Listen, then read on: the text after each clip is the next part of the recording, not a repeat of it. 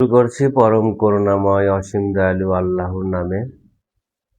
বিশ্বের সকল মানব জাতিকে আন্তরিক সালাম। আসসালামু আলাইকুম রহমতুল্লাহি ওয়া বারাকাতুহু। আজকের আলোচনা, আল্লাহ কি শুধু এই অ্যারাবিক ভাষা বোঝেন বা অ্যারাবিক ভাষা পছন্দ করেন? কিয়ামতের দিন কি আল্লাহ এই অ্যারাবিক ভাষাতে কথা বলবেন, নাকি কোন ভাষাতে কথা বলবেন? এ বিষয় নিয়ে আজকে সমস্ত কিছু উদ্ঘাটনের চেষ্টা করব ইনশাল্লাহ। আমরা এই বাংলাদেশে জন্মগ্রহণ করেছি। বাংলা ভাষা আমাদের মাতৃভাষা, মায়ের ভাষা, আমাদের স্বীয় রবের ভাষা। বাংলাতে বললে আমরা সহজেই বুঝতে পারি। বাঙালি যেভাবে বাংলা ভাষার কথা বলে, অন্য দেশের মানুষ যারা ইংলিশে, আরবিতে, ফার্সিতে, উর্দুতে, বিভিন্ন ভাষায় যারা কথা বলে, তারা যদি বাংলাদেশে এসে বাংলা ভাষা চর্চা করে, বাঙালিদের মতো কথা বলতে পারে না। আবার বাঙালি যদি ইংলিশ, চায়না, জাপানিজ বা অন্যান্য ভাষা যদি তারা শিক্ষা করে, তাদের মতো সুস্পষ্ট এবং তাদের মতো যে অঙ্গিভঙ্গি বা বলার ধরন এরকম অ্যাকুরেট হয় না। প্রত্যেকটা জাতের একটি করে ভাষা আছে, সেটা যে কোনো জাতের ভাষা হতে পারে। আবার প্রত্যেকটা সৃষ্টি কুলেরই ভাষা আছে। আপনি মনে করেন না যে শুধু মানুষ তার ভাষা আছে আর সেই সৃষ্টিদের ভাষা নেই। সৃষ্টিদেরও ভাষা আছে, তারা তাদের নিজস্ব ভাষায় নিজস্ব ধ্বনিতে কথা বলে। যেমন একটি মুরগির কথা বলি, একটি পাখির কথা বলি, তারা কিন্তু তাদের ভাষায় তাদেরকে ডাকে, তাদের সন্তানদের সাথে কথা বলে। এভাবে দেখেন পশুকুল, তারপরে পাখিকুল, এদের কিন্তু আলাদা রব শক্তি আছে, বাক শক্তি আছে, এরা কথা বলে। কিছু কিছু সৃষ্টি আছে ইশারায়, তারা রব শক্তি নেই, তারা ইশারায় কথা বলে। এভাবে আল্লাহর সৃষ্টির জগতে যত সৃষ্টি আছে তারা কথা বলতে পারে, তাদের ভাষা আছে। শুধু প্রকাশের ধরনটা এই মানুষের সবচেয়ে শ্রেষ্ঠ। এই মানুষের চেয়ে শ্রেষ্ঠ ভাষা, শ্রেষ্ঠ ধ্বনি, শ্রেষ্ঠ জ্ঞান আর কোনো সৃষ্টিরই ছিল না, কখনো থাকবেও না। এখন আমাদের যে ধর্মের ভিতরে, বিশেষ করে ইসলাম ধর্মের ভিতরে মানুষকে ভুল শিক্ষা দেওয়া হয়।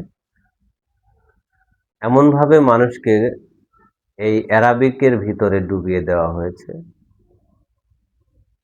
বিশ্বনবী হজরত মুহাম্মদ সাল্লাল্লাহু আলাইহি সাল্লাম এই ইসলাম ধর্মের প্রচারকারী এবং প্রতিষ্ঠাকারী। তিনি আরব দেশে জন্মগ্রহণ করেছিলেন। এই আরব দেশে জন্মগ্রহণ করার ভিতরে তিনি তার সত্তাকে চেতনা শক্তিতে রূপান্তরিত করে তিনি সেই নবীতে বা রেসালতের দাবিতে নিজেকে আত্মপ্রকাশ করেন। সেই জ্ঞানটাকেই, সেই আলোটাকেই, সেই ধর্মটাকে তিনি একটি গ্রন্থ আকারে প্রকাশ করেন। ইতিহাস স্বরূপ একটি গ্রন্থ, যে গ্রন্থ মানলে বা পড়লে মানুষ সঠিক পথের দিশা পাবে, স্রষ্টা সম্পর্কে অবগত হবে। তাই তিনি তার মাতৃভাষায় এই আল কোরআনকে প্রতিষ্ঠা করেন। এখন অনেকেই মনে করে যে হয়তো আল্লাহ পাকের পছন্দের ভাষা এটা, বা আরবি আমাদের জানতেই হবে। এটা সম্পূর্ণ মিথ্যা। আল্লাহ সেই ভাষায় বোঝে, সেই ভাষাই পছন্দ করে যে ভাষা আপনি বোঝেন। এবার মনে করেন আপনার ভিতরে সেই আল্লাহর সত্তা আছে। একজন ইংলিশে কথা বলছে, আপনি বাঙালি, আপনি সেটা কিছুই বুঝতে পারছেন না। তার মানে আপনার যে আল্লাহ আছে, আপনার ভিতরের যে সত্তা আছে, সে ওটা বুঝতে পারছে না। আপনি যে ভাষায় কথা বলেন, যে বাঙালি যদি হয়ে থাকেন, আপনার ভিতরের সত্তা সেই বাংলাতেই বোঝে। শুধু ভাষা, এই ভাষা জিনিসটা যে যেখানে যার মতো অবস্থান করছে, সে তার মতো তাদের ভাষাকে বুঝলেই তার রব বা তার আল্লাহ সেটা বুঝতে পারবে। নিঃসন্দেহে সকল ভাষা, সকল ধ্বনি, সকল সৃষ্টি সেই মহান রবের, মহান আল্লাহ পাকের। তাই আল্লাহ যদি সমস্ত মানুষের অন্তরে থেকে থাকে, তাহলে যে যার ভাষায় কথা বলে সেই ভাষা তার আল্লাহ বোঝে। এখন মুহাম্মদ সাল্লাল্লাহু আলাইহি সাল্লামের আল্লাহ, তিনি আরবিতে বুঝতেন, কারণ তার জন্ম আরব দেশে। আমার আল্লাহ, তিনি বাংলায় বোঝেন, তিনি বাঙালি, বাংলা ভাষায় কথা বললে আমার রব বোঝেন বা আমি বুঝি, আমি যেটা বুঝি আমার আল্লাহ বোঝে। এই যে ভাষাগত দিক দিয়ে মানুষকে এমন অপব্যাখ্যা, এমন ভাবে ভুল ধারণা দেওয়া হয়েছে, যেন যারা অ্যারাবিক জানে তারাই সবকিছু হয়ে গেছে। এটা সম্পূর্ণ মিথ্যা, সম্পূর্ণ বানোয়াট, ধোঁকাবাজি, শয়তানি। মানুষকে কাছে বড় সাজার জন্য এরা ধোঁকা দিচ্ছে মানুষ। বিষয়টা এমন নয়। আর সে অ্যারাবিক জানলেই যে সে আল্লাহ আল্লাহ হয়ে গেছে, বিষয়টা তাও নয়। আপনি আল্লাহকে বাংলায় বলতে পারেন, বাংলা বললে যদি আপনি বুঝেন, তাহলে আপনার আল্লাহও বোঝে। তাই আপনি নামাজ বলেন, রোজা বলেন, দোয়া বলেন, যা কিছু আছে আপনি বাংলায় যদি বলেন, আপনার আল্লাহ বুঝবে, আপনার সত্তা বুঝবে যে আপনি কি বলছেন।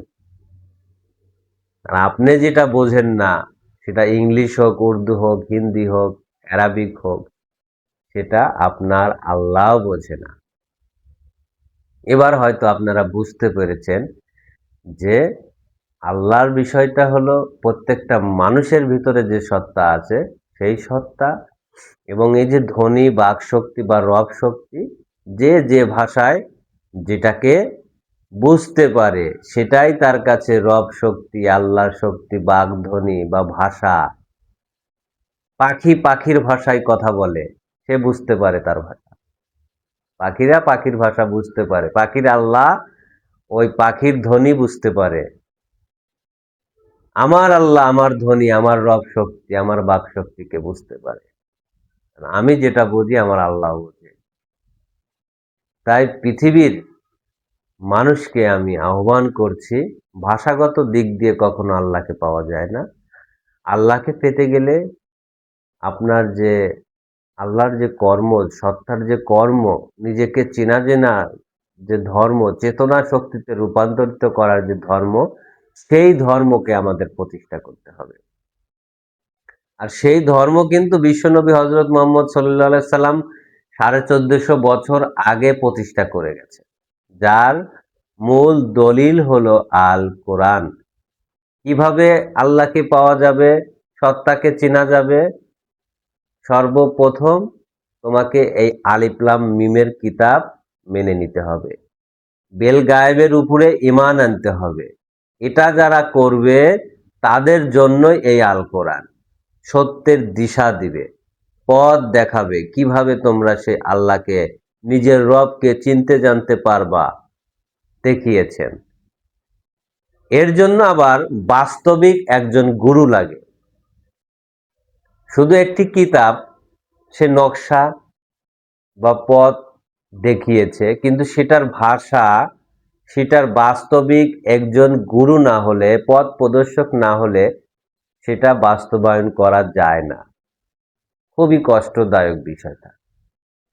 তাই বাস্তবিক যে মানুষটা এই আল কোরআনকে জয় করেছে, আল কোরআনের জীবনকে জয় করেছে, অবশ্যই তার শরণাপন্ন হলেই আমাদের এই বিষয়টা জানা সম্ভব। সে বাঙালি হোক, সে যে ধর্মেরই হোক, সে যদি হিন্দু ধর্ম পালন করে, সে যদি এই মানব সত্তাকে অর্জন করে, মানব আত্মাকে অর্জন করে থাকে, তাহলে তার কাছে গেলে আপনি এই মানব আত্মার সন্ধান পাবেন।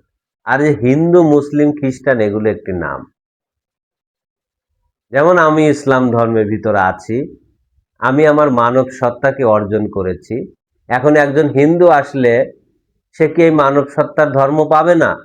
অবশ্যই পাবে। তার জন্য এই ধর্ম রয়েছে, ধর্মের ব্যবস্থা রয়েছে।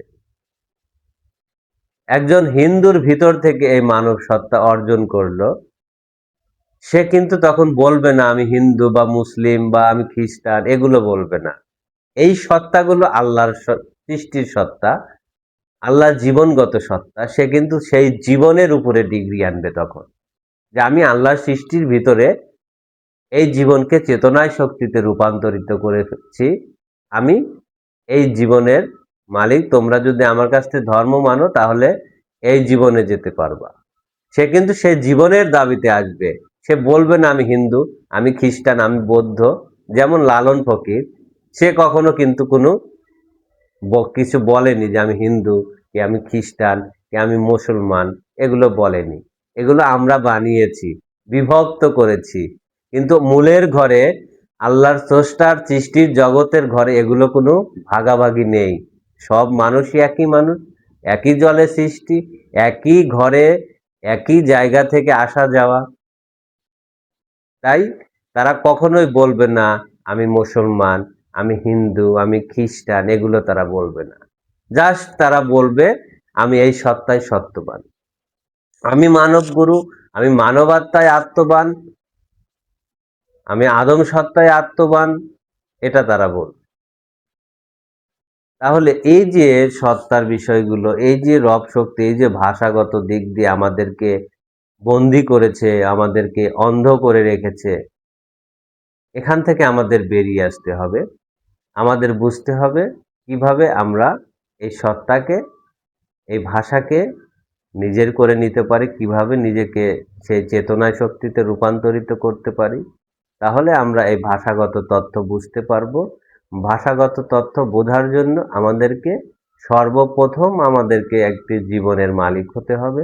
আর সেই জীবনের সেই রব শক্তিকে, বাক শক্তিকে আমাদের নিজের করে নিতে হবে। তাহলে আমরা এই ভাষাগত তথ্য, আসলেই আল্লাহ পাক কোন ভাষা পছন্দ করে, কোন ভাষায় কথা বলতে বললে আপনার আল্লাহ বুঝবে, এটা আপনি বুঝতে পারবেন তখন। এই বলে আমি আমার আলোচনা এখানে সমাপ্তি করছি। আসসালামু আলাইকুম ওয়া রাহমাতুল্লাহ।